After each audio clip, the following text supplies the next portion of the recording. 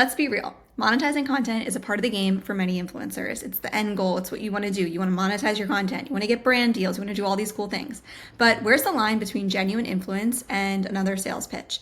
In today's episode, we're talking all about how to build trust, share products, and earn income without compromising your value or your audience's attention. Thank you guys for tuning into this episode of Branding with Bex. I'm so excited to dive into this one with you.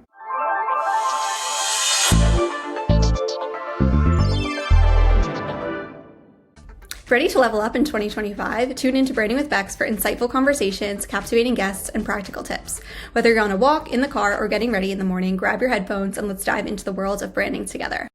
So let's break down what ethical influence is. We're going to define it as transparency, honesty, and having an audience-first mindset. As a creator, it's so tempting to take a bunch of great collab deals as they come in. They may be offering a lot of money. They may be offering a cool product. There's so many things going through your head and you're like, wow, it starts to really snowball. So once you start to create that content and put it out there and you start to build an audience and brands start to recognize your content, like if you're sharing very high value, high quality content, it can start to really fill your inbox with a lot of opportunity, which is awesome. But as a creator, I think it's so important to take a step back and think about how ethical influence can build a long-term trust and loyalty and strategy for your personal brand. There's a lot of temptation to potentially sell out. And we see this happen a lot where there's not a lot of longevity for the influencer's career. They get really big fast and then they kind of fizzle out. So there's a pressure to monetize. You want to accept every deal. You want to chase that affiliate income. But the brand alignment needs to make sure it matches your personal values. So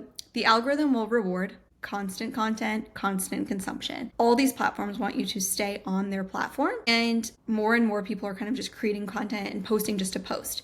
And on today's episode, I want to really dive into why your relationship with your audience matters. It's more than just a quick conversion. So when you're looking into influencer marketing, you want to play the long game here. You want to develop that strong relationship with a core group of people, and this may not be a lot of people.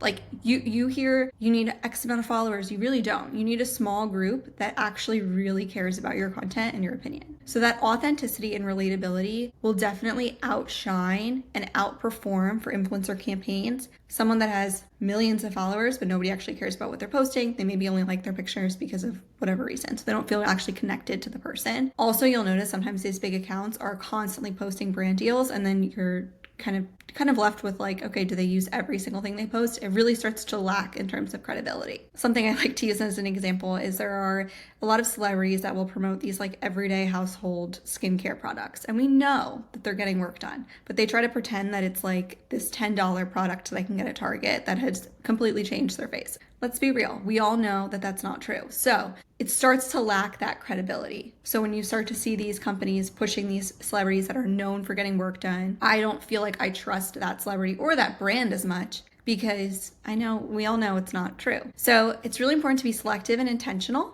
Would you recommend this product if you weren't paid to talk about it? That's a really easy question to start with. And also, with clothes, it's really easy to accept a lot, but really think about what trends you're pushing and what brands you're working with and things like that, because that can also play a huge role in your audience and how engaged they feel with you. Some red flags to look for are misleading language or exaggerated claims. Some companies may reach out to you and say this product can, completely change your life or whatever it is, and it's $10 at Walmart. And that misleading language or that exaggeration is something that not only is really hard to believe for yourself, but it'll be really hard to believe for your audience. If you overpost products without any context or value, like if you share an Instagram story of a product and you don't tell us what it is or how long you've used it or anything like that, that also helps in terms of lacking that credibility. You want to make sure you're promoting something that you've used yourself or you believe in. So maybe you're new to the product, but this brand offered you this great deal and it looks like a great product and you try it and it's awesome. Be honest with your audience. Hey, I just got this, but it works great and I wanted to talk about it. And there's also a lack of transparency when it comes to some sponsorships. Like sometimes people will share content and then not tell you that it's sponsored. And that can also be something that your audience may start to get turned away from because it's kind of like a red flag. So to sell with integrity online, it's important to be upfront, to mention that, hey, this is sponsored, this is gifted, this is something I'm trying because a brand reached out to me, but I did enjoy it, here's why I love it. Focus on the storytelling, not the product pushing. So if you want people to buy something, Take them along for the story with you. What does the product or service do that made such a benefit and difference in your life, and how can it help your audience? And definitely choose those partnerships that align with your lifestyle values, your content pillars, and your audience needs. If it doesn't resonate with your audience or your content pillars and you just accept the collab because it seems like a great collab, it's not going to perform well, and it also will turn your audience away. So I would recommend saying no to deals that just don't feel right or don't align with the goal, because at the end of the day, you're looking at your brand and your pillars as a business. And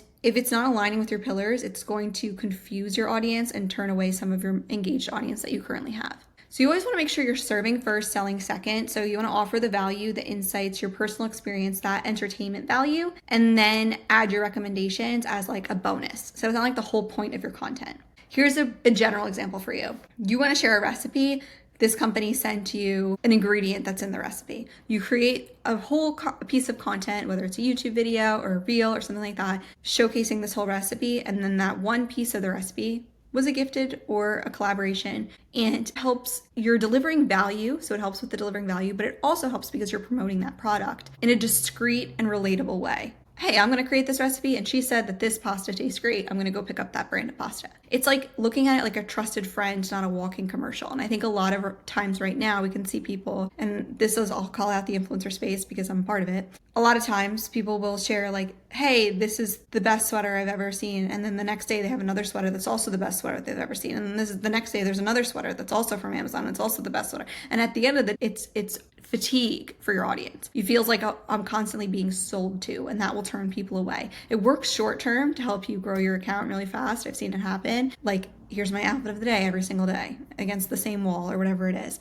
But long term, it doesn't feel like a trusted friend. It feels like someone that's selling to you. Would you be proud of the content piece that you're sharing if you weren't making money from that content piece? And then how can you share your creativity, but also continue to maintain your audience trust? So I would just encourage you to really reflect, to kind of revise to that brand pitch if you have one, and make sure that you're connecting with brands and partnerships that align with your pillars, your goals, and what you want to show on your platforms. And really look at it from a lens of, you want to maintain that relationship with your audience.